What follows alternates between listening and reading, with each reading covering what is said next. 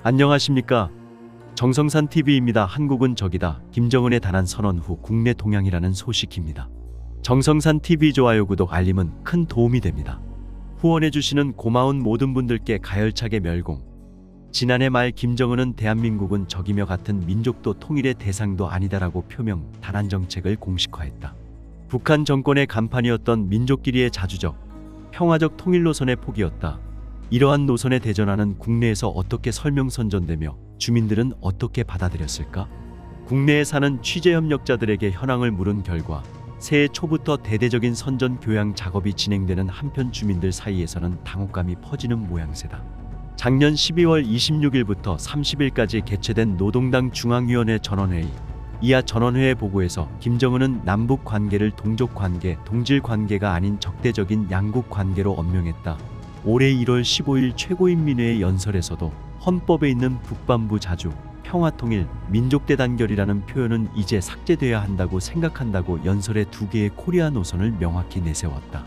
국내에서는 1월 첫 주부터 전원회의에 대한 설명과 선전 교양 작업이 집중적으로 이루어지고 있는 것으로 알려졌다.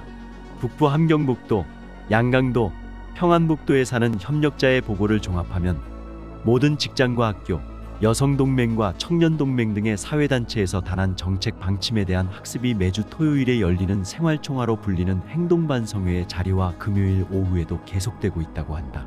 중앙에서 내려온 학습제 강이라는 지도문서를 행정과 당 간부가 각 조직에 나가 해설하는 것 외에 주민들에게 문답식 발표 경쟁을 시키고 있다. 기업에서는 아침 시업 전 독보 시간에도 학습시키고 있다고 한다.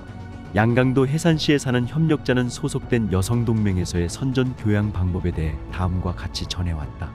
여성동맹에서는 조를 짜서 암기한 것을 통달 발표하는 경쟁을 시키고 있습니다. 또한 본인의 사상과 정신을 반영시킨 결의문도 함께 쓰게 하는데 여성동맹 위원장과 시당 조직에서 온 간부들이 그걸 보고 평가의 순위를 매깁니다. 그 주에 우승한 사람을 표창까지 하기 때문에 난리입니다. 못 외운 사람은 밤에 공부해야 합니다. 글자 읽을 수 있는 사람은 모두 하라고 요구합니다.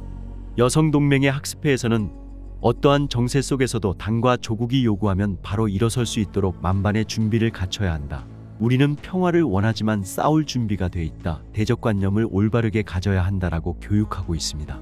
주민들에게 단안 정책 공식화는 뜻밖이었던 것 같다. 그 받아들이는 방법에 대해 1월 말 양강도의 다른 취재협력자에게 물었다. 김정은이 남측은 같은 민족이 아니라 적대국이라고 말했습니다.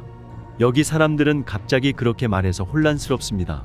문재인 대통령이 여기 와서 김정은과 백두산에도 갔을 때에는 2018년 9월 방북 금방이라도 통일될 것 같은 분위기였고 경제협력을 많이 할 것 같았습니다. 그런데 한국을 적이다, 더 이상 같은 민족이 아니라 통일의 상대도 아니라고 말하니 저도 조금 놀랐습니다. 옛날에는 남조선에는 거지가 가득하고 억압받고 있다. 그런 남조선 인민을 해방시키자고 교육받았는데 현실은 우리들보다 훨씬 잘 살고 있습니다. 이제 와서 무엇을 어떻게 해방할 수 있어요? 남측에 대해 이제 대안이 없는 것 같습니다.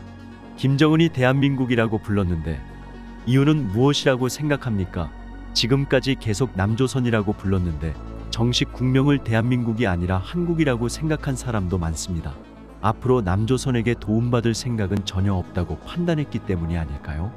김정은은 통일을 포기하고 동족인 것 자체를 부정하고 싸워야 할 대상이라고 규정했습니다. 관련된 움직임이 있습니까? 지금으로선 전쟁 동원 준비와 훈련에 제대로 참가하라고 요구하고 있는데 이외에 특별한 것은 없습니다. 선대 수령인 김일성, 김정일이 호소해온 민족통일 원칙까지 서둘러 파기하는 이유는 무엇일까요? 대조선 제재 때문에 우리들은 정책을 제대로 실행하기도 힘든 상황이므로 북남협력도 어렵다. 그것은 미국은 상대로 이겨야만이 가능하다. 그때까지 한국은 견제해야 할 대상이다라고 간부는 말했습니다. 그러면서 지금까지 우리는 노력하고 항상 아량을 베풀고 한국을 이해하는 과정이었는데 적대국들은 그것을 기회로 삼아 외부에서는 위협을, 내부에서는 끊임없이 와해 공작을 해왔다라고 강연하며 교양하고 있습니다.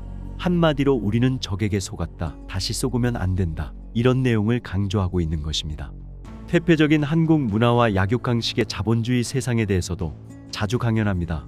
1월 20일 토요학습에서는 자본주의에 대한 환상은 자신과 가족을 해치는 위험한 생각이라고 탈북한 뒤 다시 돌아온 사람들의 체험을 학습하고 토론 및 개별적인 한 사람 한 사람의 결의문을 낭독했습니다. 2020년 1월 코로나 팬데믹이 발생하고 3년 9개월 동안 북한에서 많은 사람들이 사망했다. 방역을 이유로 국경이 봉쇄됐을 당시 북한에 사는 취재 파트너들은 전염병보다 굶주림이 더 무섭다라고 재앙이 도래할지도 모른다는 예감을 전해왔다. 불행히도 그것은 현실이 돼버렸다. 사망자는 먼저 의료 붕괴에서 발생했다. 무역이 정지돼 중국제 의약품이 바닥나고 고령자와 유아를 중심으로 환자와 부상자가 치료받지 못해 사망했다. 이어 경제 정체로 도시 주민의 곤궁이 심화해 영양실조로 목숨을 잃는 사람이 나오기 시작했다. 앞날의 절망에 스스로 목숨을 끊는 사건도 각지에서 발생했다.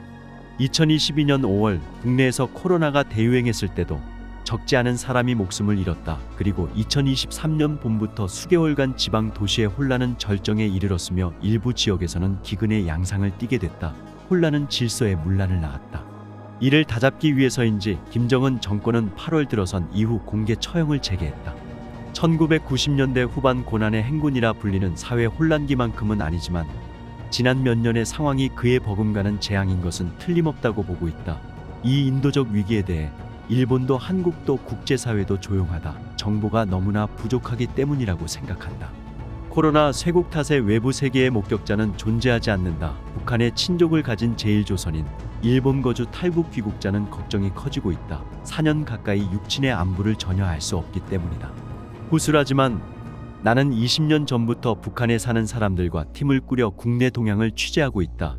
그녀들로부터 전해지는 정보는 단편적이지만 이를 쌓고 대조해 김정은 정권이 코로나 대책을 구실로 삼아 전례 없는 강력한 사회통제책을 실시한 것 또한 반시장으로의 대정책 전환을 도모하고 있다는 것을 알 수 있었다. 그리고 이 김정은 정권의 시책이야말로 재앙의 원인이었다. 본고에서는 북한 국내 상황으로 좁혀 팬데믹 발생으로부터의 4년을 되돌아보고자 한다. 2020년 1월 중국발 코로나 팬데믹이 시작되자 김정은 정권은 전격적으로 국경을 봉쇄하고 사람과 물건의 출입을 차단했다. 중국에 출국해 오거나 비합법으로 월경에 오는 사람 그리고 탈북자는 거의 전무하다.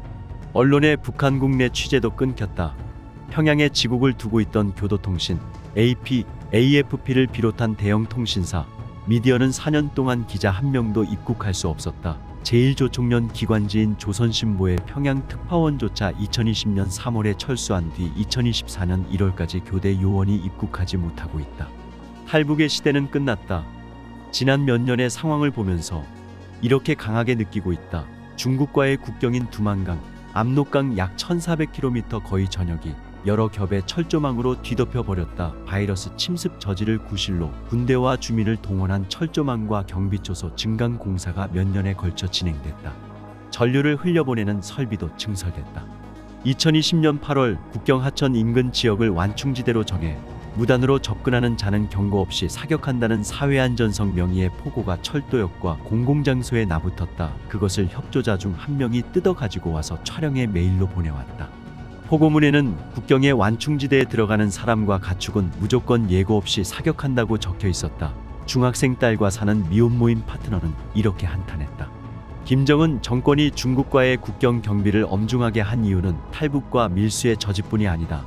2000년대 중반부터 한류 드라마를 필두로 영화나 음악 등의 한국 정보가 북한 국내에서 크게 유행했는데 그 대부분은 중국 국경에서 유입된 것이다. 중국 휴대전화가 대량으로 밀반입돼 한국과 일본에서 북한 국내와 통신하는 것이 가능해졌다.